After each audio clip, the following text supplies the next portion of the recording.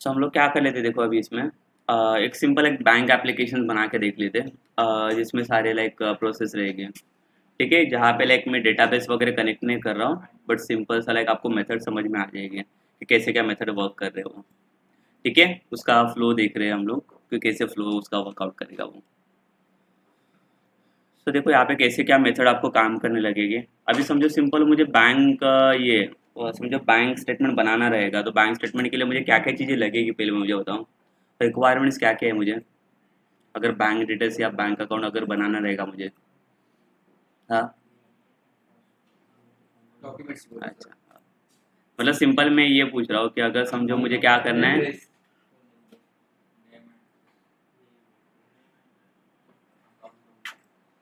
अच्छा, बैंक में क्या क्या सर्विसेज होती है और विड्रॉ डिपॉजिट एंड। तो हम लोग क्या कर लेते, 3 से 4 फंक्शनलिटी बना लेते यहाँ पे, एक अकाउंट क्रिएट करने के लिए, और सेकंड क्या रहेगा, डिपॉजिट्स करना रहेगा तो डिपॉजिट्स कर सकते हो, और विड्रॉ करने के लिए। ठीक है। तो आपके पास देखो लाइक यहाँ पे 4 फंक्शन हमें बनाने, 4 फंक्शन कौन से बनाएंगे हम लोग, एक न्यू अकाउंट क्रिएट करने के लिए।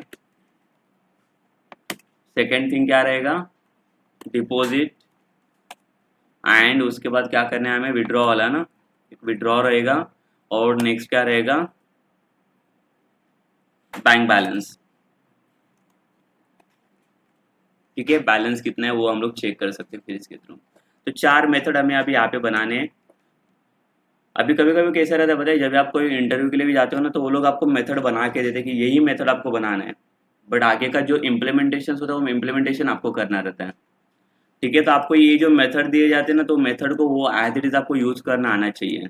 अदरवाइज हम लोग कैसे करते हैं, हम लोग न्यूली मेथड्स को बना देते हैं, बट वो वैसे नहीं बनाना रहता है। अगर उन्होंने नहीं दिया तो आप मेथड बना सकते हो, बट अगर उन्होंने प्रोवाइड करके दिया है तो वही नाम के मेथड आपको बनाने पड़ेंगे।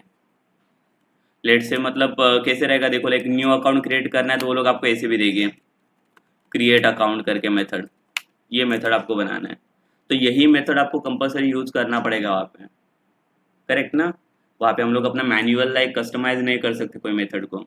अगर उन्होंने नहीं दिया तो आप कोई भी मेथड का नाम दे सकते हो फिर। ठीक है।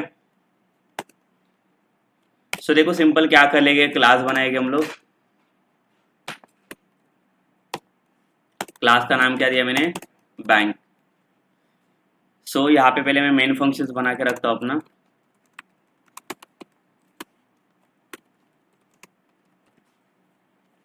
ठीक है, यहाँ पे सिर्फ मैं मेथड का फ्लो दिखा देता हूँ आपको कि कैसे क्या रहेगा ये। अभी पहले मुझे कौन सा मेथड चाहिए, यहाँ पे न्यू अकाउंट क्रिएट करना है ना, तो अकाउंट क्रिएट करने के लिए चलो समझो मेथड बना देता हूँ। कौन सा डायनेमिक मेथड यूज करें या स्टैटिक मेथड यूज करेंगे, डायनेमिक ही बेटर रहेगा। ठीक है, नहीं तो स्टैटिक के लिए फिर से स्टैटिक वेरिएबल आपको बनाने पड़ेगी फिर एक्सेसिंग के लिए। तो बेटर क्या है, डायनेमिक बना दो, और नॉन रिटर्न ही बना देता हूँ। रिटर्न बनाओगे तो फिर से वैल्यू रिटर्न करना पड़ेगा वहाँ पे आपको। तो नॉन रिटर्न के लिए कौन सा क्या यूज़ करते हैं हम लोग, वॉइड, एंड देन मेथड का नाम ना, तो मेथड का नाम मैंने क्या दिया, क्रिएट अकाउंट। कोई भी दे सकते हैं मेथड का नाम, ये चलेगा ना, ये यूजर डिफाइन होता है। तो मुझे होता अकाउंट क्रिएट करने के लिए क्या क्या चीज़ें चाहिए हमें, यहाँ पे क्या क्या रिक्वायरमेंट है। डिटेल्स चाहिए, एक तो होल्डर नेम होता है ना उसका, होल्डर नेम और अकाउंट नंबर। ठीक है, तो सिंपल चीज़ें मैं यहाँ पे दे देता हूँ, एक अकाउंट नंबर क्रिएट करने के लिए, एक्चुअली अकाउंट नंबर क्रिएट करने के लिए ऑप्शन नहीं होता है, बट हम लोग दे देंगे, एक होल्डर नेम देंगे उसे, और होल्डर नेम के साथ एक अकाउंट नंबर क्रिएट करने के लिए दे देंगे कि आपका अकाउंट नंबर डालो करके। ठीक है। सो उसके लिए क्या करना पड़ेगा, हमें स्कैनर क्लास यूज़ करना पड़ेगा यहाँ पे। तो हम लोग यहाँ पे क्या कर लेते हैं, import Java dot यूटिल dot scanner. यहाँ पे स्कैनर का ऑब्जेक्ट क्लास के अंदर ही रखता हूँ यहाँ पे, ताकि अगर कोई भी मेथड को यूज़ करना है तो वो यूज़ कर सकते हो ऑब्जेक्ट को। Scanner S is equals to new.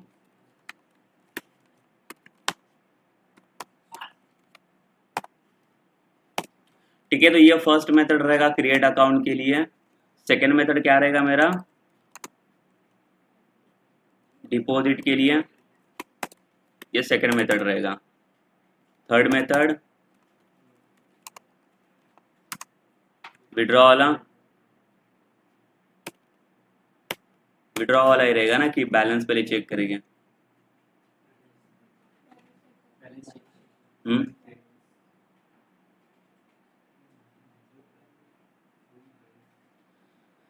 ठीक है, मतलब मेथड का तो कॉल हम लोग बाद में कर सकते हैं ना, जैसे चाहिए वैसे। तो यहाँ पे क्रेडिट करके देता हूँ और एक चेक करके, चेक बैलेंस। ठीक है, बन गए 4 मेथड, बट मेथड के अंदर भी कुछ डेटा ही नहीं है, करेक्ट ना। तो पहले हमें क्या क्या डेटा चाहिए, देखो यूजर का हमें चाहिए फर्स्ट, तो नेम चाहिए ना। तो नेम के लिए कौन सा डेटा टाइप लगेगा हमें यहाँ पे, स्ट्रिंग। तो स्ट्रिंग में मैंने यहाँ पे लिया होल्डर नेम, जो यूजर का नाम रहेगा। और अकाउंट नंबर किस में जाएगा, एंड की उसमें डालते हैं, स्ट्रिंग में। स्ट्रिंग में डाल देते हैं ना, बिकॉज कैरेक्टर्स भी होते हैं ना कुछ फॉर्म में, कैरेक्टर्स भी होते हैं, नंबर्स भी होते हैं उसके नंबर, इसका अकाउंट नंबर के फॉर्म में। तो हम लोग इसको अकाउंट नंबर भी इसी के अंदर डाल लेते हैं, अकाउंट नंबर, करेक्ट ना। और क्या चाहिए, देखते बाद में जितने वेरिएबल लगेंगे उतने ले लेंगे फिर हम लोग। तो क्या क्या यूजर इनपुट करना पड़ेगा हमें यहाँ पे, नेम ना। तो यहाँ पे दिया मैंने इंटर होल्डर नेम, करेक्ट। और इसको स्कैन करना पड़ेगा हमें, क्या आएगा, name is equals to S C dot next ना। तो नेम मिल गया हमें, ठीक है। उसके बाद अकाउंट नंबर्स के लिए क्या आएगा, सेम, यहाँ पे डाला मैंने इंटर अकाउंट नंबर, और सेम यहाँ पे अकाउंट नंबर को हमें स्कैन करना है, एस सी डॉट, ये भी सेम ही आएगा ना, नेक्स्ट। हो गया। अभी यहाँ पे हमें कुछ डिटेल्स वगैरह डिस्प्ले करना है,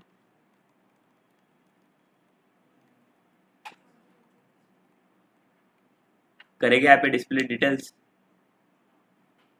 जरूरत है। मतलब इसके बाद इसको लाइक एक मैसेज आना चाहिए ना कि आपका अकाउंट क्रिएट हो गया करके, एंड अकाउंट क्रिएट होने के बाद उसका डिटेल्स दिखना चाहिए। ठीक है, सो हम लोग एक सिंपल मैसेज रख लेंगे, फिर इसके बाद क्या रखेंगे, your account has been created successfully. ठीक है, एंड इसके बाद क्या करेगा ये, उसको डिटेल्स डिस्प्ले करके दे देगा ना, एक होल्डर नेम आएगा, क्या डिस्प्ले करेगा यहाँ पे, नेम ना, एंड एक अकाउंट नंबर चाहिए हमें यहाँ पे। ये पता है ना सबको, सिर्फ मैं मेथड के अंदर डाल रहा हूँ, बाकी तो हम लोगों ने ये पहले किया हुआ है काम। यहाँ पे अकाउंट नंबर हो गया, इसका तो काम हो गया, अकाउंट क्रिएट हो चुका है इसका। अकाउंट क्रिएट होने के बाद अभी इसे क्या चाहिए, डिपॉजिट। ठीक है, डिपॉजिट के अंदर क्या आएगा अभी मुझे बताओ,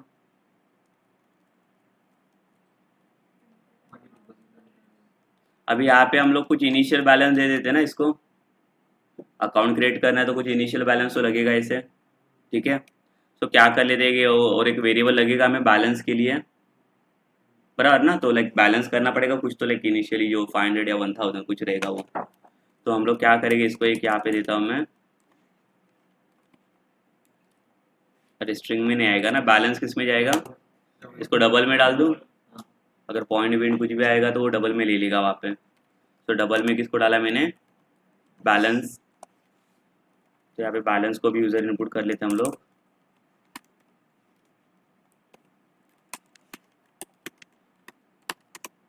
एंटर,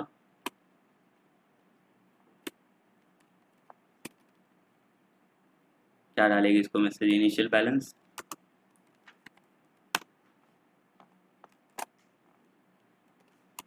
अप टू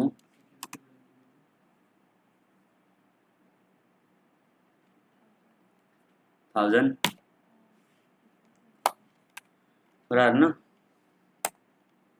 देन यहाँ पे इसे स्कैन करना पड़ेगा, तो क्या आएगा यहाँ पे, balance is equals to S C dot next double, आ गया, बैलेंस भी मिल गया। इसे भी डिस्प्ले करना है तो इसे भी डिस्प्ले कर लेते हैं हम लोग, इधर बैलेंस डिस्प्ले करने की जरूरत है, नहीं ना, बैलेंस चेक करेंगे तो वहाँ पे दिख जाएगा उसको बैलेंस।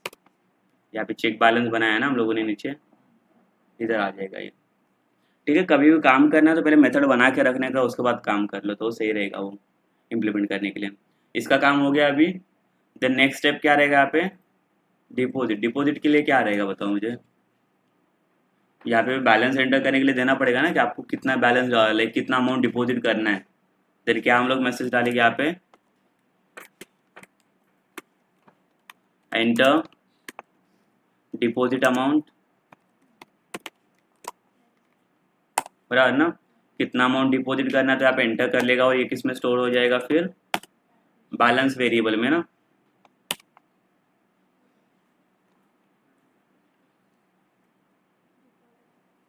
क्या आएगा यहाँ पे,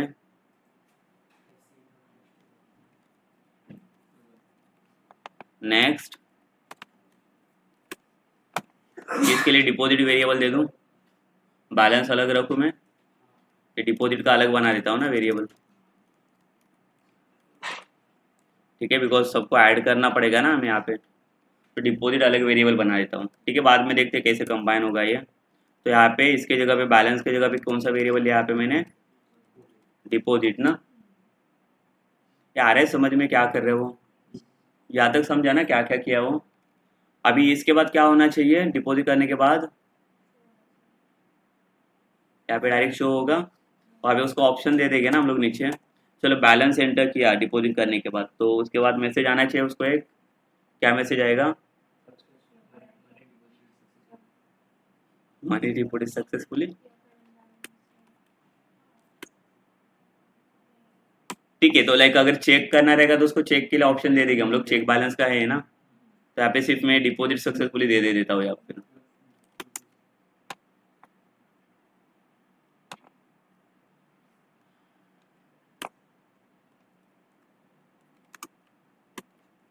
डिपॉजिट सक्सेसफुली। ठीक है, मतलब आपका ये यहाँ पे डिपॉजिट हो गया करके। डिपॉजिट होने के बाद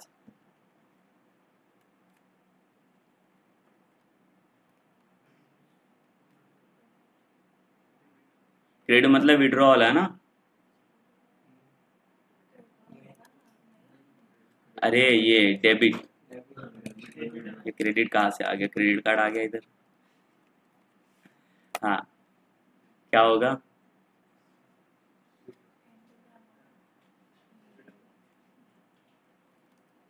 अभी आगे इसका जो अमाउंट आएगा ये डिपॉजिट वाला, वो किसके अंदर तो जाना चाहिए ना, बैलेंस के अंदर जाना चाहिए। बैलेंस उसका इनिशियल कुछ तो था ना पहले, तो उसके अंदर कैसे जाएगा ये, इधर वैल्यू डाल लेते हैं ना। क्या आएगा फॉर्मूला उसके लिए, balance is equals to balance plus deposit ना, करेक्ट ना। तो डिपॉजिट वैल्यू उसके अंदर ऐड हो जाएगा बैलेंस के अंदर, जो पहला वाला बैलेंस था उसका। आगे डेबिट करने के बाद क्या होगा, यहाँ पे भी आएगा यूजर इनपुट, ये किसके लिए है, डेबिट के लिए ना। इसको भी पॉइंट में डाल दूं, ये भी यूजर इनपुट ही करेगा ना, कितना अमाउंट डेबिट करना है कितना अमाउंट विड्रॉ करना है, वो तो लाइक यूजर इनपुट रहेगा। Enter debit amount. ठीक है, कौन सा वेरिएबल स्कैन करना है हमें, डेबिट वाला, एस सी डॉट रन ना। देन ये वेरिएबल आने के बाद क्या होना चाहिए, बैलेंस में से माइनस होना चाहिए ना, ये माइनस करना पड़ेगा। तो जो बैलेंस का वैल्यू है क्या होगा, वो बैलेंस माइनस डेबिट, करेक्ट ना। तो ये कैलकुलेशंस कर लेगा, बट हमें यहाँ पे इसे शो नहीं करना है। सो यहाँ पे इसे हम लोग क्या करते हैं, एक सिंपल मैसेज डाल लेते हैं ना, अमाउंट डेबिट सक्सेस। ठीक है, बाकी इसको चेक करने के लिए अलग सा ऑप्शन है वैसे, इसके लिए उसको डिस्प्ले करके फ़ायदा नहीं है वहाँ पे। ये चेक बैलेंस वाला है ना यहाँ पे, तो यहाँ पे क्या क्या डिस्प्ले होगा चेक बैलेंस में,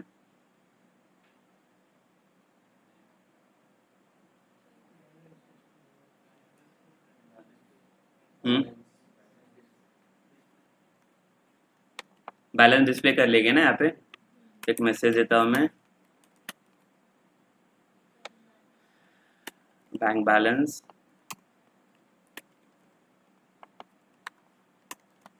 कितना है अभी, प्लस किस में रहेगा ये, बैलेंस के अंदर ना, बैलेंस में स्टोर हो जाएगा।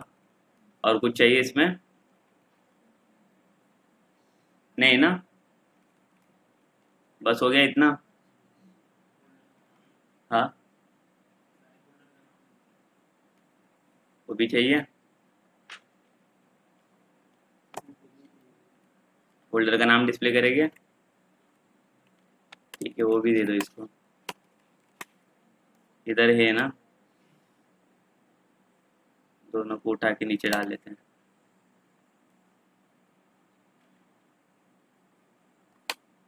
ठीक है, तो होल्डर नेम भी दिख जाएगा, अकाउंट नंबर भी दिखेगा और बैलेंस भी दिखेगा उसका उससे। मेन मेथड कॉलिंग कैसे रहेगा अभी यहाँ पे, सारे डायनेमिक ही मेथड है तो इसके लिए आपको ऑब्जेक्ट की जरूरत पड़ेगी ना। ऑब्जेक्ट लगेगा हमें, कौन सा क्लास है आपका, बैंक करके। तो चलो इसका ऑब्जेक्ट बना लेते हैं हम लोग, bank is equals to new bank ना, ऐसे बनेगा ना object, same class name object name is equals to new class name.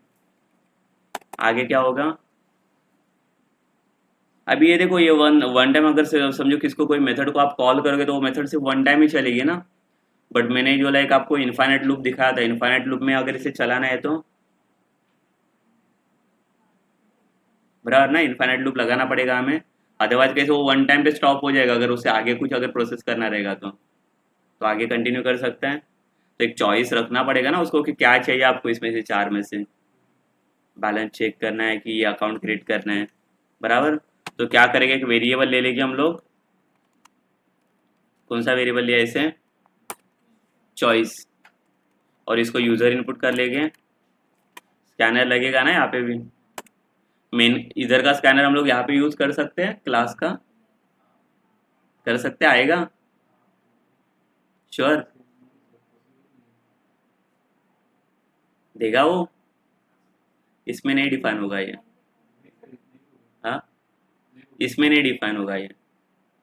अगर क्लास के लिए आप डिफाइन करते हो ना तो ये सिर्फ क्लास के लिए वैलिड रहता है, ये मेन के लिए वैलिड नहीं रहेगा। मेन और क्लास का कुछ भी ये नहीं है, समझा। तो इसके लिए अलग से स्कैनर आपको डिफाइन करना पड़ेगा, देखो देख लेते हैं। बट आना तो नहीं चाहिए वैसे तो, बिकॉज मेन का पार्ट अलग है ना क्लास से, ये क्लास के रिलेटेड नहीं है, इसके लिए तो हमें मेन को कॉल करना पड़ता है यहाँ से। ठीक है, तो चॉइस का वैल्यू यहाँ पे क्या लिखा मैंने, इंटर यूर चॉइस, और चॉइस में क्या क्या चीजें रहेगी यहाँ पे, न्यू लाइन देता हूँ यहाँ पे। फर्स्ट चॉइस आपका क्रिएट अकाउंट ना, सेकंड चॉइस क्या रहेगा, डिपॉजिट करने के लिए deposit amount, third debit, and fourth वाला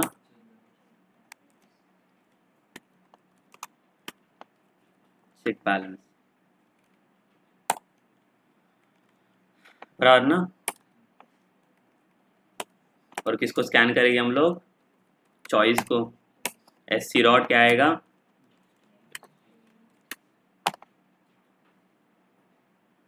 हो गया। इसके बाद क्या आएगा, कंडीशन देता हूँ मैं इसे, इफ अगर चॉइस मेरा क्या है, इक्वल्स टू वन ना, तो फर्स्ट चॉइस पे क्या करना है इसे, कि कौन से मेथड को कॉल करना है, क्रिएट अकाउंट वाला ना। तो इसका मेथड का नाम देखो क्या है मेरा, ये वाला क्रिएट अकाउंट। कौन कॉल करेगा इसे, ये ऑब्जेक्ट ना अपना, ऑब्जेक्ट का नाम है मेरा ओबीजे डॉट, ये समझा ना। जब ये वन चॉइस होगा तो सिर्फ अकाउंट क्रिएशन वाला ही कॉल होना चाहिए ना, बाकी दूसरा कुछ कॉल नहीं होना चाहिए। सेम इफ ही देते जाओ ना, बस हो जाएगा यहाँ पे। अगर चॉइस इक्वल्स टू क्या है, टू है, तो टू पे क्या होना चाहिए, किसको कॉल करेगा ये, डिपॉजिट के लिए। सेम इफ अगर आपका, अरे sir, choice is equals to three है तो ओबीजे डॉट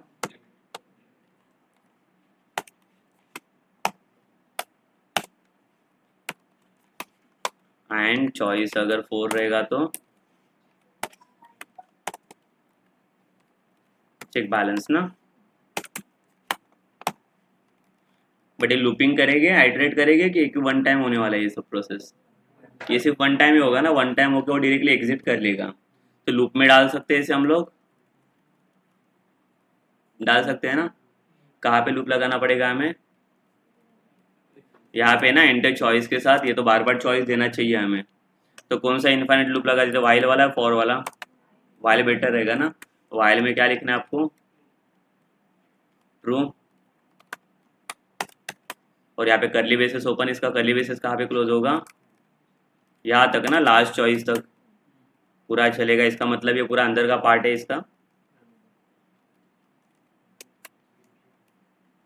ये समझा ये क्यों रखा है मैंने वाइल वाला? इन वाइल वाला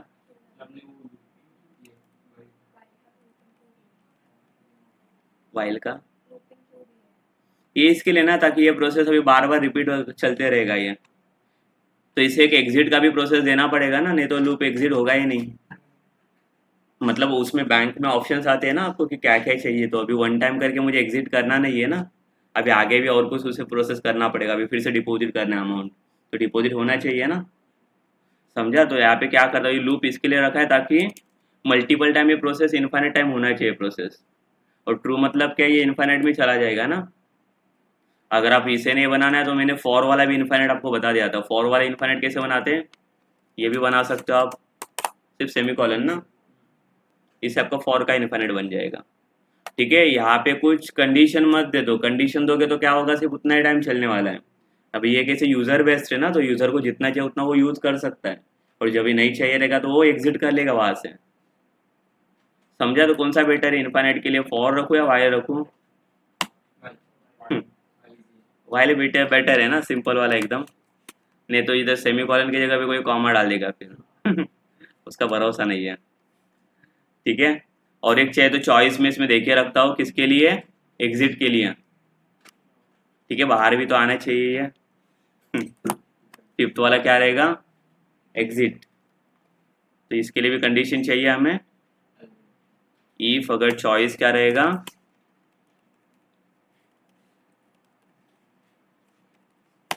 इक्वल्स टू 5 ना। तो फिफ्थ चॉइस पे क्या होगा? ब्रेक। ब्रेक से एग्जिट हो जाएगा ये। समझा? कंट्रोल स्टेटमेंट देखा था ब्रेक वाला हम लोगों ने, तो ब्रेक क्या करेगा, इसे एग्जिट कर देगा, लूप के बाहर आ जाएगा ये। देखते हैं पहले काम कर रहा है कि नहीं है, और क्या क्या चेंज करना बाकी है इसका। एसओपी, हाँ इसको दिया।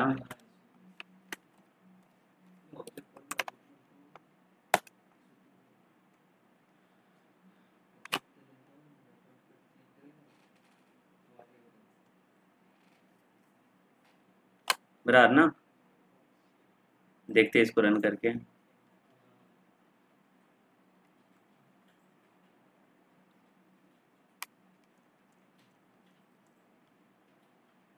दिख रहा है सबको ये स्क्रीन? और थोड़ा जूम कर लूँ, बस नहीं इतना। जावा सी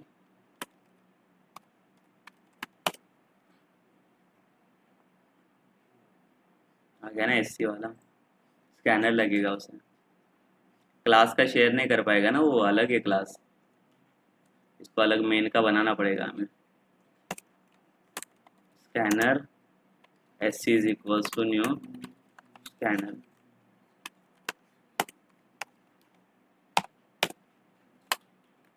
ठीक है, दो अलग अलग चीजें हैं वो। आया जावा बैंक, आ गया ना यहाँ पे 5 प्रोसेस। समझो इसमें से मैं कौन सा सिलेक्ट किया, 1 गया वो क्रिएट अकाउंट के अंदर, होल्डर नेम पूछ रहे हैं मुझे। चलो किसको डालना है, आईटी विधान। अकाउंट नंबर आईटी विधान का 1 2 3 4 5।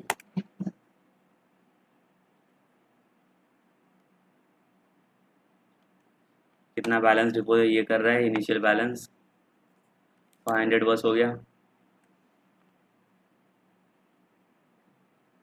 ठीक है, अकाउंट बन गया। यहाँ पे अकाउंट डिटेल्स भी दिखा रही है। फिर से चॉइस आ गया, देखो ये आ गया है ना। अभी अगर मुझे इनिशियली चेक करना रहेगा बैलेंस तो मैं चेक कर सकता हूँ कि नहीं, कर सकता हूँ ना। तो उसके लिए क्या चॉइस मैंने दिया है, 4 वाला। अगर मैं 4 सिलेक्ट करता हूँ, दिखा रहा है यहाँ पे बैंक बैलेंस कितना है मेरा अभी, 500 रुपीज़, जो मैंने इनिशियली अभी डाला था वो। डिटेल्स भी दिखा रहा है ये अकाउंट का बराबर। अभी मुझे क्या करना है, और डिपॉजिट करना है। तो डिपॉजिट करने के लिए किसके पास जाऊँगा मैं, सेकंड ना। तो यहाँ पे दिया 2, कितना अमाउंट डिपॉजिट करना है कितना करेंगे, 100 बस हो गया खर्चा पाने के लिए। हो गया डिपॉजिट सक्सेसफुली। फिर से चेक करके देख लेते बैलेंस को। आ गया ना, 600 हो गया, पहले 500 था। अभी क्या कर लेते हैं, डेबिट कर लेते हैं अमाउंट्स को। थर्ड चॉइस, कितना डेबिट करना है, 2000 ठीक है, 200 बस हो गया अभी। Debit successfully. फिर से बैलेंस देख लेते अभी कितना होना चाहिए, 400 हो गया है ना, 200 चला गया। कर रहे प्रॉपर काम। अभी और कुछ करना रहेगा, फिर से डिपॉजिट करना रहेगा तो कर सकता हूँ ना। चलो अभी कितना डालना है मुझे, 5000। देखो आता है कि नहीं अभी इसमें। हो गया 5400। ठीक है, अगर समझो किसी ने कहा ये डेबिट करने के लिए, देखो यहाँ पे मैंने इसको 6000 अगर डाला तो ये भी एक एरर है ना, उसके लिए भी कुछ कंडीशंस रखना पड़ेगा आपको। डेबिट हो रहा है, देखो अभी बैलेंस कितना दिखा रहे हैं, देखो माइनस में चला जाना चाहिए। ठीक है, मतलब आपको 600 डिपॉजिट करने पड़ेगी आपको लोन दिया बैंक ने। देखो डिपॉजिट करने के बाद उसके अंदर से ये कट हो जाएगी, माइनस में है ना 2000।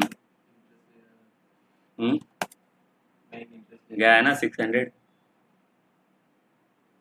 ठीक है, मतलब अपना बैंक अच्छा है, नहीं रहेगा बैंक वाला तो भी दे रहा है बाद में डिपॉजिट कर लो जब भी टाइम मिलेगा तो ठीक है, नहीं चाहिए रहेगा तो इसे एग्जिट ना, थैंक यू करके लिखना चाहिए यहाँ पे मैसेज।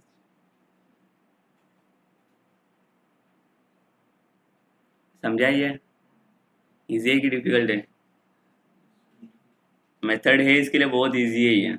बट अगर मेथड को आप कॉल कर पा रहे हो ना उसको, कि कहाँ पे क्या मेथड कॉल होना चाहिए। बाकी इसमें डिफिकल्ट इम्प्लीमेंटेशन कुछ किया ही नहीं ना हम लोगों ने, स्टेप वाइज गए।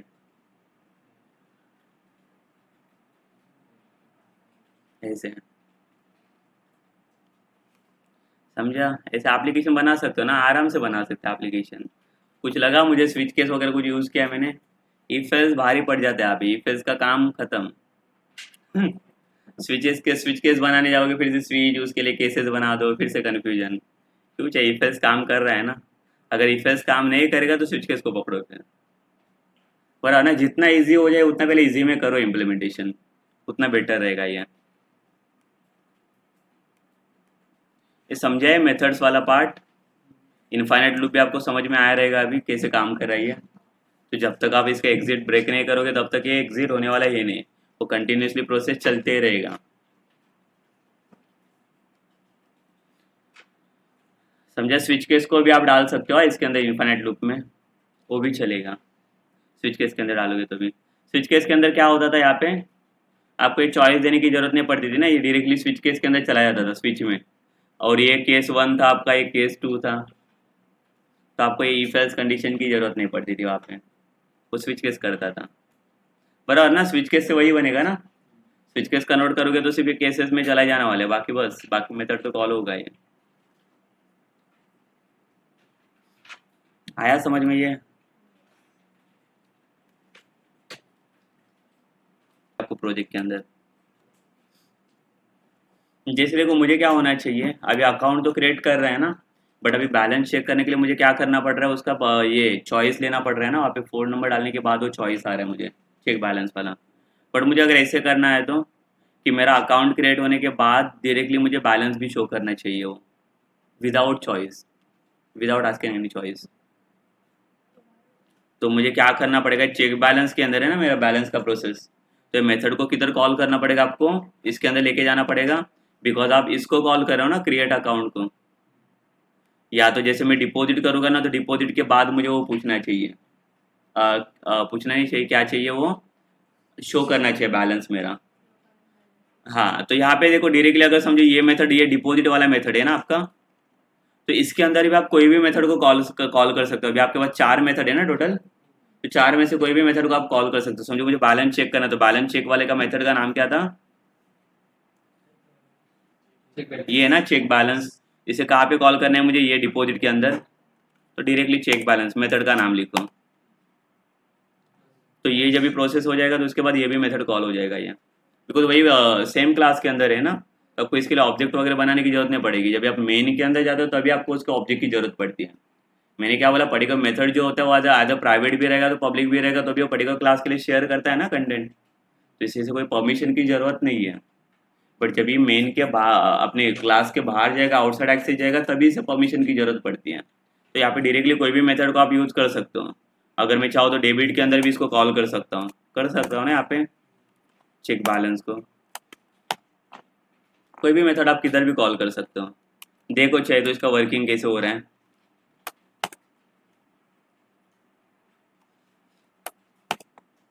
इसमें डाला है मैंने, डिपॉजिट में डाला है ना, सेकंड चॉइस किया,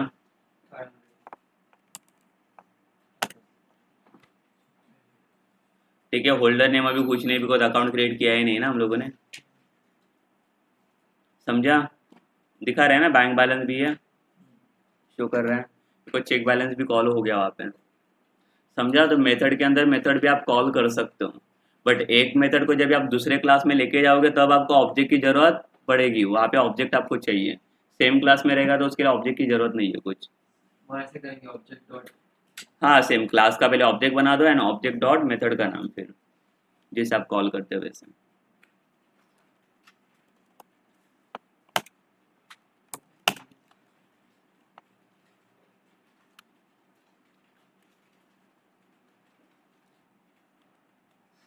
ठीक है, क्या होता है, what is constructor.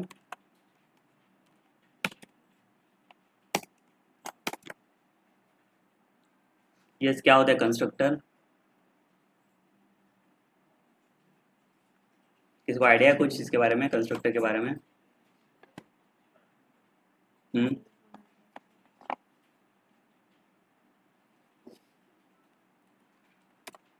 Object build करने का काम करता है ना ये, ठीक है। ऑब्जेक्ट क्रिएट करना, तो आप क्लास के थ्रू ऑब्जेक्ट नहीं बना सकते। जो हम लोगों ने अभी जो सीख रहे हो, क्लास के अंदर हम लोग ऑब्जेक्ट नहीं बना सकते, क्लास भी तो ऑब्जेक्ट बना रहे हैं ना। तो वो ऑब्जेक्ट में और ये वाले ऑब्जेक्ट में क्या डिफरेंस है फिर, कंस्ट्रक्टर भी वही काम करता है, ऑब्जेक्ट क्रिएट करने का काम करता है ये, तो क्या डिफरेंस मिलेगा फिर दोनों में। देखो इसके अंदर अगर देखेंगे तो लाइक हम लोग इसे बोलते हैं, it is same as class name, class के नाम से बनाया जाता है ये कंस्ट्रक्टर भी।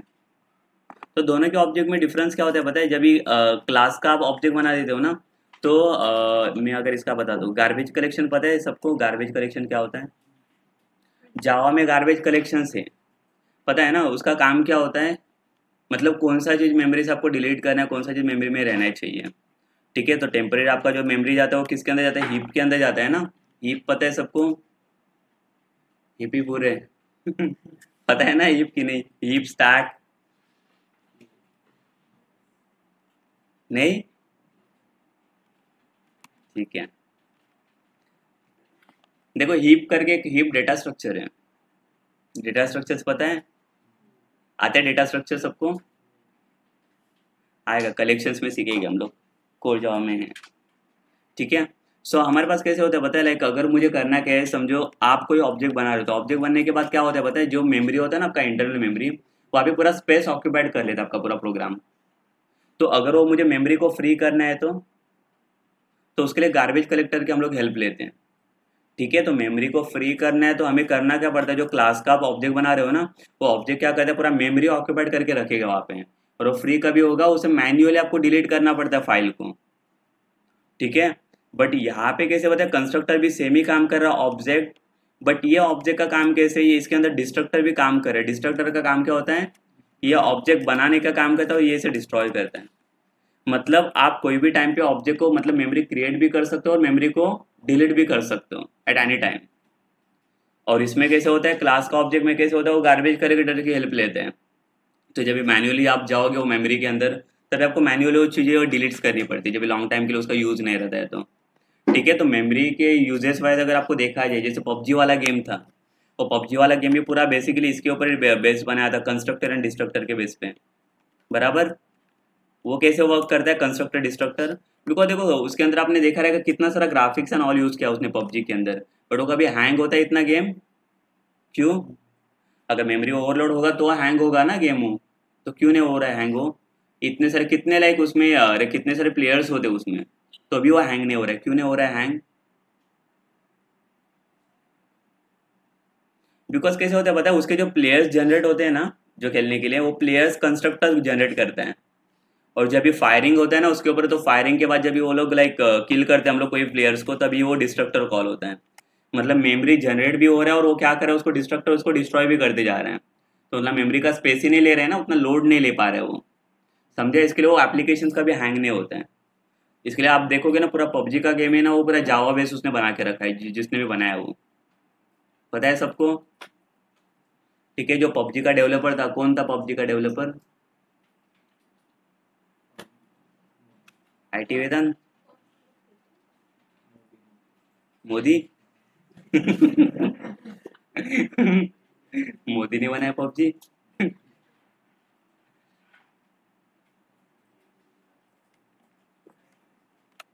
किसने बनाया पबजी?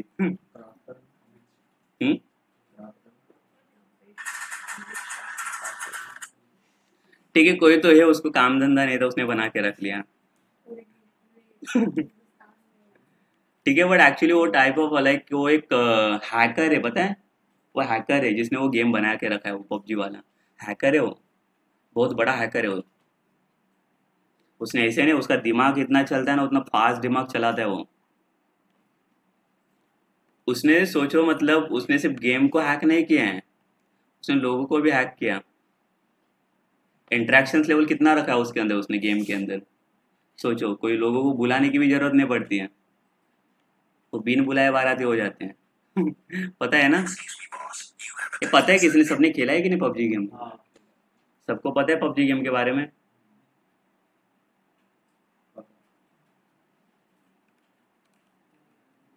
मुझे एक मेरे फ्रेंड ने बोला था कि मुझे पबजी गेम हैक करना है करके, ऐसे बोला था, हैक कर सकते हो? होता है सर, हाँ, होता है, होता है ना। होता है। हैक करके क्या करोगे? अरे बेटा, हैक करके क्या मिलना तो चाहिए कुछ तो। तो हम लोग फर्स्ट हाँ, टाइम रैंक 1 आएगा। हाँ बराबर, और क्या मिलता है उससे? क्या मिलता है? श्रीखंड मिलता है।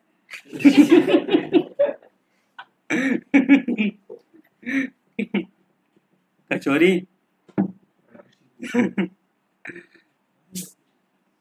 नहीं, उसने मुझे क्या बोला था पता है, मेरे फ्रेंड ने मुझे बोला था हैक करने के लिए, वो बोल रहा था मुझे जो हमारा प्लेयर रहता है ना पबजी वाला, उससे मुझे हाइड करना है, पबजी वाला प्लेयर। तो हाइड करेगा तो क्या होगा, कोई मारेगा ही नहीं ना उसे, दिखेगा ही नहीं तो कौन किसको मारने वाला है इधर। तो उसको मैंने बोला था, बोलो क्यों चाहिए, बोल तो मुझे पैसा कमाना है। उसमें भी ये रहता है ना शायद, कितना मिलता है उसमें? बहुत मिलता हाँ। है, बहुत मिलता हम्म, तो ऑनलाइन ये करना पड़ता है क्या हमें? है। हाँ सही कहा। अच्छा, सही है, बहुत अच्छा है ना। कोई कोई लोग तो रमी वाला बिजनेस स्टार्ट करते हैं, रमी खेलना। ठीक है, मतलब देखो गेम एक गेम बनाया किसने, वो कि कोई तो लैंग्वेज ने टेक्नोलॉजी बना के छोड़ दिया, बट लोग कितना फायदा ले रहे हैं उसका। गेमिंग वाले लोग भी है ना, एक गेम बना के भी कितना सारा पैसा कमाते पता है। वो लोगों को जॉब करने की जरूरत नहीं पड़ती, वो लोग सिर्फ अपडेट देते जाते गेम्स के अंदर, पता है सबको। आप सिंपल वाला गेम बना के लाइक सिर्फ प्ले स्टोर पे डाल दो आप, और उसके अंदर देखो आप सिर्फ अपडेट देते जाओ वो गेम को, और देखो आपका कितना बिजनेस हो रहा है। वो आपको कोई जॉब की भी जरूरत नहीं पड़ेगी,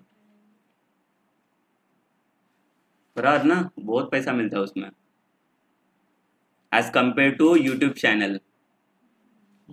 यूट्यूब चैनल में इतना मिलता है, वो बोलते हैं पहले सब्सक्राइबर लाओ,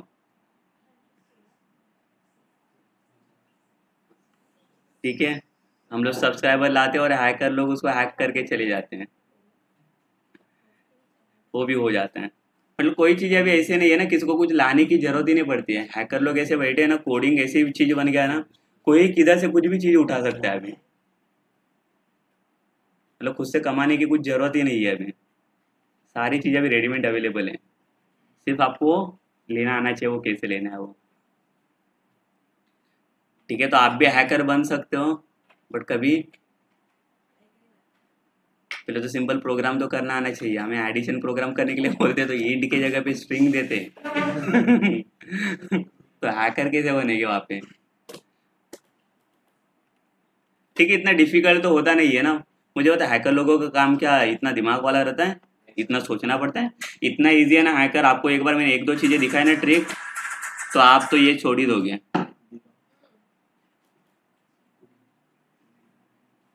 आप ये छोड़ दोगे डेवलपर डेवलपर वाला। बट वो सही नहीं है उसके लिए, नहीं तो कोई कैसा रहता पता है, एक बार पता चल गया ना तो उसको ही पकड़ के बाद में बाकी सारी चीज छोड़ देते फिर। इसके लिए मैंने बहुत मतलब बहुत दिन लाइक ये चीज़ मैंने नोटिस किया था। मैंने दिया था कोई स्टूडेंट के साथ भी ये शेयर किया था मैंने, बहुत सारे स्टूडेंट के साथ।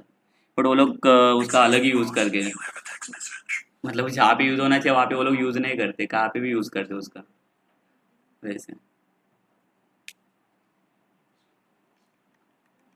ठीक है, बट फ्री वाला सही नहीं है ना फ्री वाला कितना यूज़ करोगे। अभी इसको मैं ये कभी है दूसरा एक हैकिंग का कोड बनाने जा रहा हूँ इसका, ये पेटीएम वाला स्कैन करके। अभी ये तो मिल जाता है, मैंने स्कैनिंग का तो बना दिया था, उससे हो जाता है। बट अभी बहुत सारे लोग अभी पेटीएम वाला रखते हैं ना, वो स्पीकर वाला। तभी उसका मैं कुछ तो अभी ये करने जा रहा हूँ, जुगाड़ करने जा रहा हूँ अभी। मतलब वॉइस भी आना चाहिए। ये तो जाएगा नहीं, ट्रांसफर तो होगा नहीं अपना अमाउंट, बट वो वॉइस आना चाहिए कि इतना अमाउंट हुआ करके। हाँ।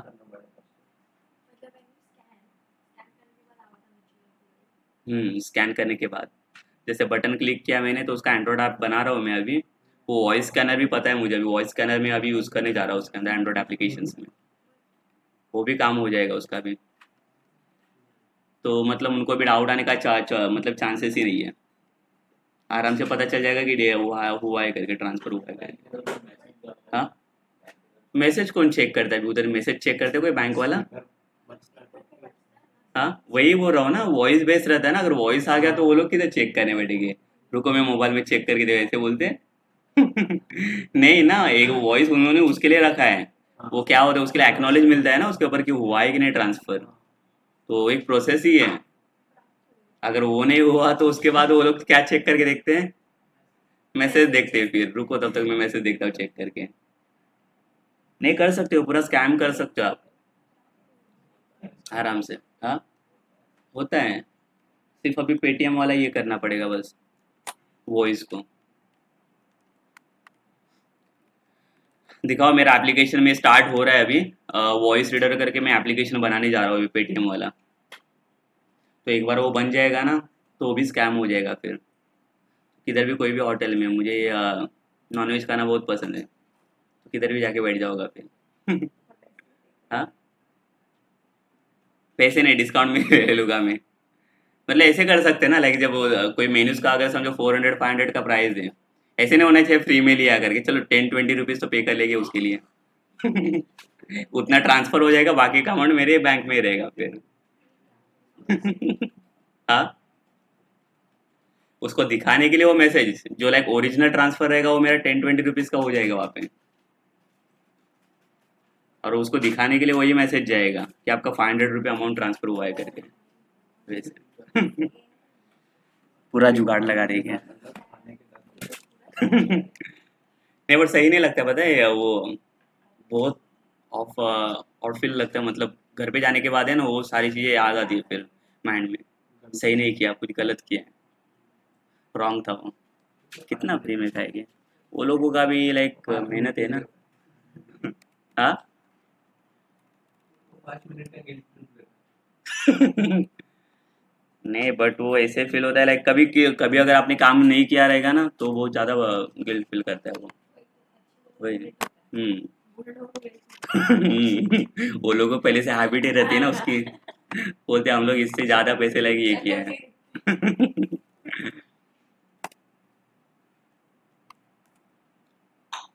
नहीं चाहिए रहेगा ना लाइक वो आराम से सीख लोगे, ईमेल को हैक करना, यूट्यूब का अकाउंट हैक करना, किसी का सब्सक्राइबर हैक करना, आराम से उठाओ, आप अपना अकाउंट बना दो, उसके सब्सक्राइबर आपके अकाउंट में डाल दो फ्री में।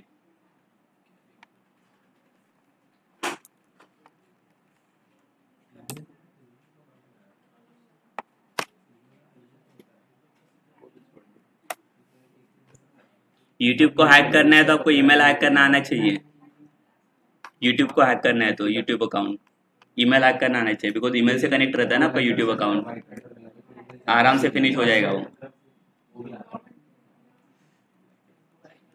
अभी गवर्नमेंट में कुछ नहीं पता है, इतना इन्होंने सिक्योरिटी है नहीं उसके अंदर, आराम से हो जाता है हैक वो, कोई भी रहे कितना भी प्रोफेशनल वाला रहे वो, उससे फर्क ही नहीं पड़ेगा, हैकर का काम ही वो है हैक करना, वो हैक करके ही छोड़ेगा उसे, कितना भी सिक्योर हो फिर उससे फर्क ही नहीं पड़ता है।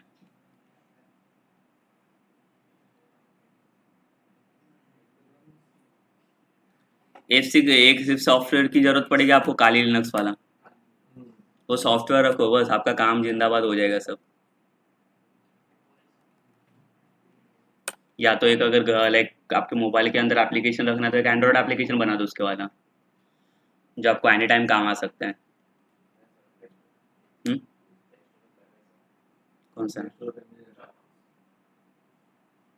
वो एप्लीकेशन क्या करता है? नहीं नहीं वैसे नहीं, एप्लीकेशन रेडीमेड बना के रखो उसके अंदर, बिकॉज एपीके फाइल आता है ना एप्लीकेशन का, एंड्रॉयड में अगर आप बनाओगे तो एपीके फाइल बनता है, एपीके फाइल बना के रखो, बार बार थोड़ी क्या जाते जाते भी आप कमांड टाइप करने जाओगे। उधर कमांड टाइप करने की जरूरत ही नहीं है ना, वो डायरेक्ट मिल जाएगा आपको, यूट्यूब पे मिलता है ये सारी चीज़ें, नहीं मिलेगी, नहीं मिलेगी, क्यों? अलाउड नहीं है ना। हम्म? डालने ही नहीं देगा तो, ये चीज़ें अलाउड नहीं है यूट्यूब के ऊपर भी। हम्म? टेलीग्राम पे सब एक्सेस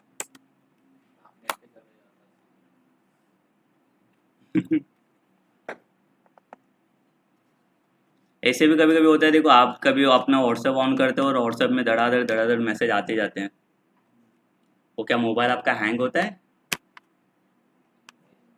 हैंग नहीं होता है, ऑपरेट करने वाला दूसरा वहाँ पे रहता है कोई तो, हमें लगता है अरे हम चला ही नहीं रहे, किधर से चल रहा है ये।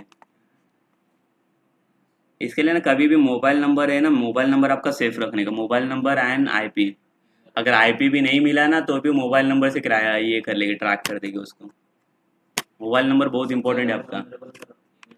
हाँ, ईमेल आईडी तो मोबाइल नंबर से भी ईमेल आईडी मिल जाएगा, बहुत सारी चीज़ें रजिस्टर्ड रहते हैं मोबाइल नंबर के साथ, कभी भी किसी को डायरेक्ट शेयर नहीं करने को, बहुत सारे लोगों को आदत होती है, लो मेरा मोबाइल नंबर मुझे कॉल कर लो। देने का नहीं, उसमें कितनी सारी चीज़ें कनेक्टेड है पता है ना मोबाइल नंबर पे, सारे नेट बैंकिंग के भी सारे प्रोसेस उससे कनेक्टेड है। हम्म? हाँ, समझा, जाने दो, हमें डेवलपर बनना है, हैकर नहीं बनना है। हम्म? बनना है।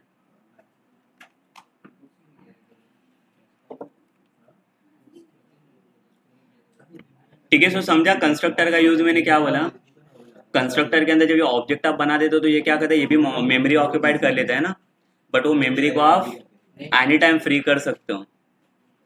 ये चलो ध्यान दो यहाँ पे देखो, ये जो मेमोरी ऑक्यूपाइड होता है आपका, ये मेमोरी आप एनी टाइम फ्री भी कर सकते हो, बट किसकी हेल्प से? उसके लिए आपको डिस्ट्रक्टर की हेल्प लेनी पड़ेगी। मतलब डिस्ट्रक्टर भी आप एनी टाइम कॉल कर सकते हो ना, कहाँ पे भी। मुझे पता है कि यहाँ पे मेमोरी जनरेट भी हो रहा है और वहाँ पे मुझे डिस्ट्रॉय भी करना है वो मेमोरी को, ठीक है, तो उतना साइज भी आपका कम होते जाएगा ना, अदरवाइज कैसे आपके डिवाइस का साइज वो ऑक्यूपाइड करते जाते हैं मेमोरी में, ठीक है। हम लोग देखो अभी जितने सारे प्रोग्राम मैंने स्टोर करके रखे, बट ये प्रोग्राम किसके अंदर स्टोर्ड है?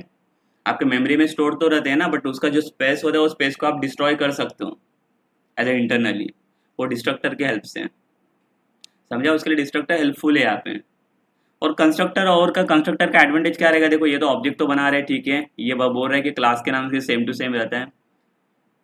और देखो एक मेन चीज इसके अंदर इंपॉर्टेंट रहता है, it doesn't return any value.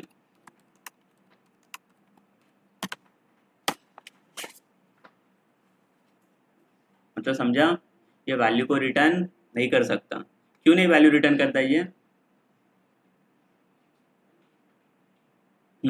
ये वैल्यू क्यों नहीं रिटर्न करता है? बिकॉज इसके अंदर रिटर्न टाइप ही नहीं होता है। मेथड के अंदर रिटर्न टाइप है ना आपका, जो हम लोग पहले क्या लिखते हैं, access modifier return type and then method name ना, फंक्शन का नाम। यहाँ पे रिटर्न टाइप ही नहीं है, तो रिटर्न टाइप नहीं है तो वैल्यू रिटर्न होगा नहीं? होगा ना, रिटर्न टाइप ही नहीं है तो कहाँ से वैल्यू रिटर्न होगा? तो वैल्यू रिटर्न भी नहीं कर सकता ये। देन कॉलिंग कैसे होगा कंस्ट्रक्टर का? कंस्ट्रक्टर का कॉलिंग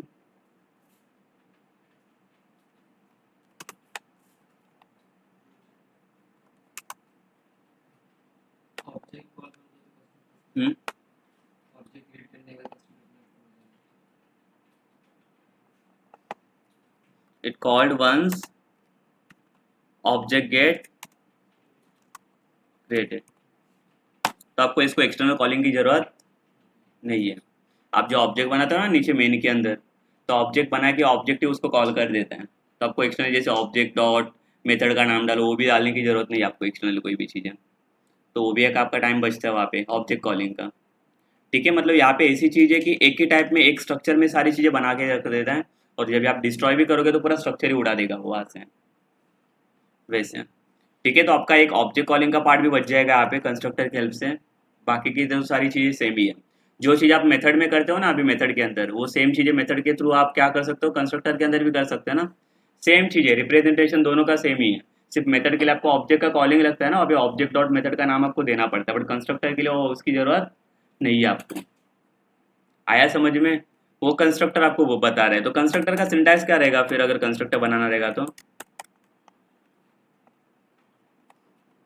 फर्स्ट क्या होगा? एक्सेस मॉडिफायर, देन अब यहाँ पे देखो लिखा है मैंने constructor is same as class name ना, तो आगे क्या आएगा यहाँ पे? देन ब्रैकेट्स, ये ब्रैकेट के अंदर क्या होता है? इसके पैरामीटर्स, एंड ये रहेगा इसका कंस्ट्रक्टर बॉडी। यहाँ पे है कोई रिटर्न टाइप दिख रहा है? इसके लिए हम लोगों ने क्या बोला है, वैल्यू कोई भी रिटर्न नहीं करेगा यहाँ पे, बिकॉज रिटर्न टाइप ही नहीं है। समझा? तो ये डायरेक्टली वर्क करता है ये वॉइड कंस्ट्रक्टर, मतलब हम लोग ये नॉन रिटर्न वाला कंस्ट्रक्टर बोल सकते हैं यहाँ पे, ठीक है। कोई भी वैल्यू यहाँ पे रिटर्न टाइप में नहीं चली जाती है। इसमें कौन से टाइप के कंस्ट्रक्टर आते हैं? ये पैरामीटर्स तो सबको पता है ना अभी, जो मेथड के अंदर हम लोग पास कर रहे थे वही सेम है, सेम पैरामीटर आप इधर भी दे सकते हो। तो कौन से टाइप के कंस्ट्रक्टर आते हैं इसमें? दो टाइप के होते हैं, कौन से? एक होता है डिफॉल्ट कंस्ट्रक्टर और एक आता है पैरामीटराइज्ड। क्या डिफरेंस होता है दोनों में, डिफॉल्ट एंड पैरामीटराइज? डिफॉल्ट मतलब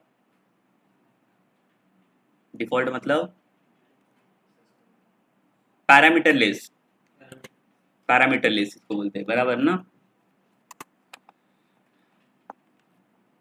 it cannot pass any parameter, ठीक है। पैरामीटरलेस रहेगा तो इसके अंदर कोई भी पैरामीटर्स पास करना अलाउड नहीं है।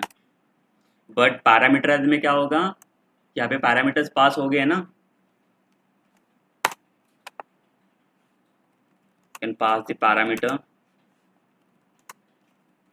ठीक है, पैरामीटर्स का भी कुछ लाइक लिमिट नहीं है, आप जितने चाहे उतने n नंबर ऑफ पैरामीटर्स इसके अंदर पास कर सकते हो यहाँ पे। ठीक है, तो ये दो टाइप के कंस्ट्रक्टर है जो बहुत ज़्यादा इंपॉर्टेंट है और बहुत ईजी भी है। सबसे इजीएस्ट लाइक पार्ट अगर आप देखने जाओगे तो कंस्ट्रक्टर का होता है, तो भी हम लोग ये भूल जाते हैं कंस्ट्रक्टर कैसे वर्क करना है इसके अंदर। ठीक है, तो कैसे बनेगा मुझे बताओ, अगर समझो सिंपल मुझे क्या करना है, डिफॉल्ट वाला कंस्ट्रक्टर बनाया, तो कैसे बनेगा डिफॉल्ट कंस्ट्रक्टर?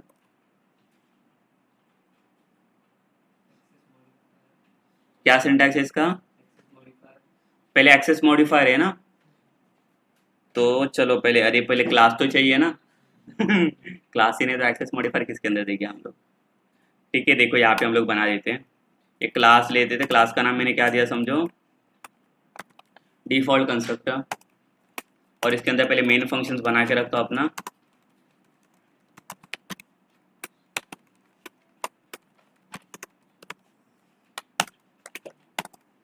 ठीक है, ये मेन फंक्शन तो बन गया, इसके ऊपर आपको क्या करना है, अभी कंस्ट्रक्टर बनाना है।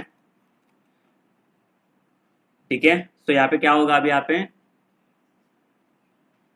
कंस्ट्रक्टर कैसे बनाएंगे, क्या कंस्ट्रक्टर का सिंटैक्स है, एक्सेस मॉडिफायर। एक्सेस मॉडिफायर कौन सा यूज करेंगे हम लोग, पब्लिक ना, and then class name, class का नाम क्या है हमारा यहाँ पे, डिफॉल्ट कंस्ट्रक्टर, ये क्लास नेम आ गया। पैरामीटर ब्रैकेट जो है ये डिपेंड्स किसके ऊपर करेगा, नंबर ऑफ पैरामीटर्स ना। अगर डिफॉल्ट कंस्ट्रक्टर यूज करें तो इसके अंदर कुछ पैरामीटर पास हो गए नहीं ना, पैरामीटर लेस हैं। अगर पैरामीटराइज कंस्ट्रक्टर रहेगा देन हमें पैरामीटर्स यहाँ पे पास करना पड़ेगा, करेक्ट ना। बाकी ये जो बॉडी ब्लॉक दिख रहा है आपको यहाँ पे, पूरा कोई भी प्रोग्राम से आप परफॉर्म कर सकते हो, बराबर ना।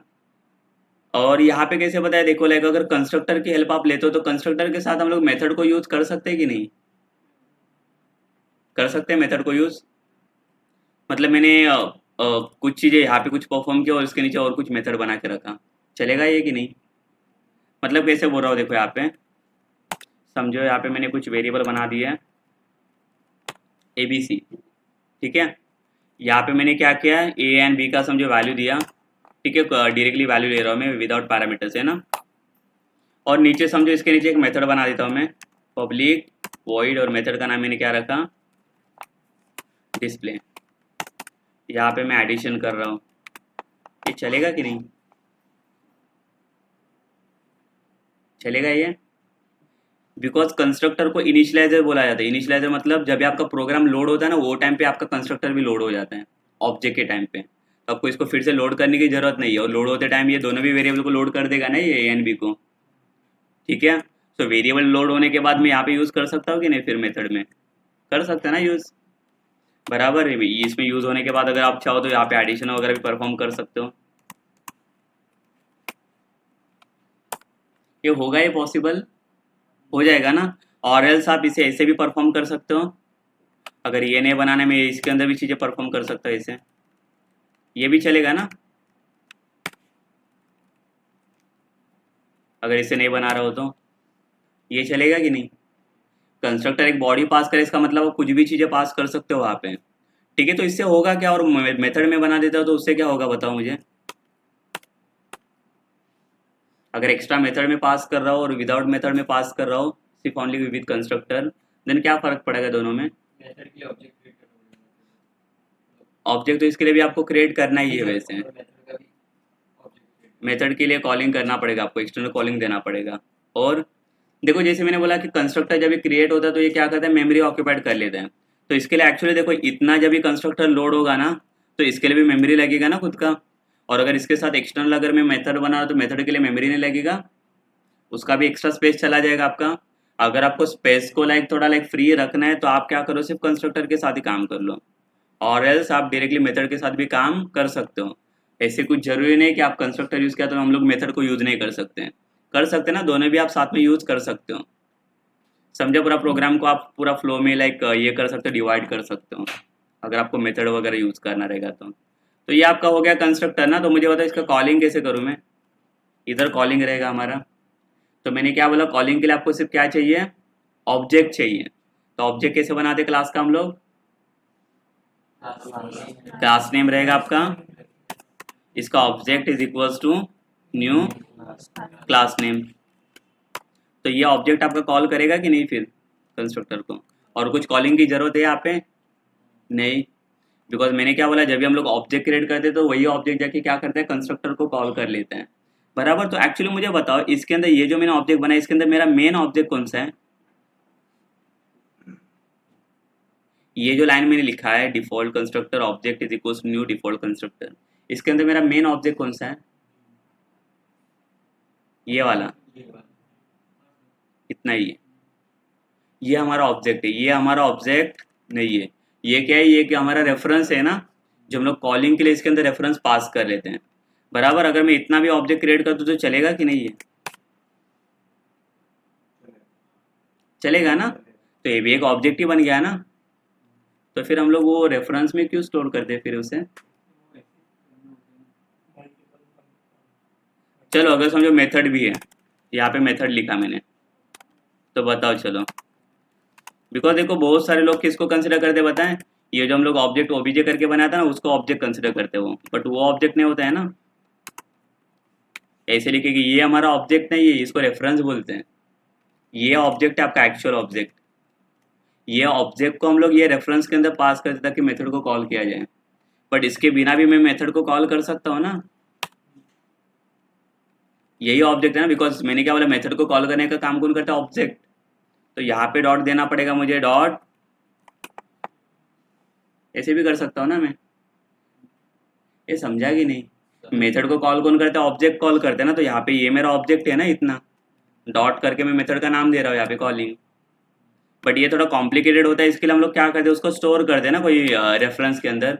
इसके लिए एक रेफरेंस होता है जिसके अंदर स्टोर करके उसके थ्रू हम लोग कॉलिंग करते हैं। एक ही हो गया ना, वैसे करो या ऐसे करो,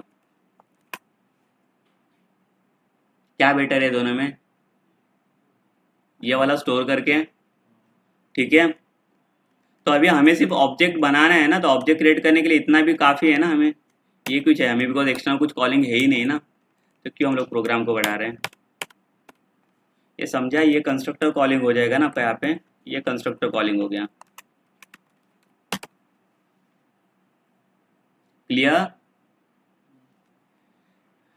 ठीक है। तो ध्यान में रखो जहाँ पे न्यू कीवर्ड डिफाइन करते हैं ना हम लोग, न्यू कीवर्ड का काम क्या होता है? टू क्रिएट ऑब्जेक्ट ना। ऑब्जेक्ट क्रिएट करने का काम न्यू कीवर्ड करता है आपका। और किसका ऑब्जेक्ट बना रहे हैं? तो ये क्लास का ऑब्जेक्ट डिफाइन कर रहा है ये। आया समझ में? वो ओबीजे करके बना रहे थे उसको रेफरेंस बोलते, उसको ऑब्जेक्ट नहीं बोलते कभी। वो ऑब्जेक्ट नहीं होता आपका। समझा? तो ये तो कॉल कर लेगा ना यहाँ पे। ये मेथड वगैरह चाहिए तो बनाओ, नहीं चाहिए तो निकाल दो, आपको जैसी चाहिए वैसे। ये बन गया आपका डिफॉल्ट कंस्ट्रक्टर। अगर सेम टाइप में मुझे पैरामीटर्स बनाना रहेगा तो पैरामीटर्स कैसे बना दूंगा? क्या फर्क पड़ेगा इसमें दोनों में? सिर्फ पैरामीटर ही ऐड हो गया ना, जैसे आप लोगों ने मेथड के अंदर भी पैरामीटर्स ऐड किया। क्या होगा? चलो समझो इसको एक कंस्ट्रक्टर को उठा लेता हूं, मैं कॉपी करता हूँ। क्या होगा इसमें? ये जो वैल्यू आपने यहाँ पे पास किया, ये वैल्यू अभी इसे खुद से लेने की जरूरत है नहीं ना। ये वैल्यू कहाँ से मिलेगी? इसको पैरामीटर से मिल जाएगी। तो सेम जो ए एंड बी का वैल्यू आ रहा है वो किसके अंदर मैं पास कर सकता हूँ? यहाँ पे पैरामीटर्स के अंदर। अगर आप चाहो तो एज इट इज देखो प्रोग्राम भी रख सकते हो, मुझे सिर्फ ये वैल्यू चाहिए ना इसके। तो ऐसे कर सकता हूँ कि नहीं? मुझे पैरामीटर में कितने पैरामीटर की भी जरूरत लगेगी यहाँ पे? दो ना। तो ऐसे कर सकता हूँ मैं, इंटीजर में मैंने वेरिएबल एक्स करके, यानी कौन सा लिया मैंने? वाई। और ए एंड बी के अंदर किसको लोड करेंगे हम लोग? ये भी चलेगा ना।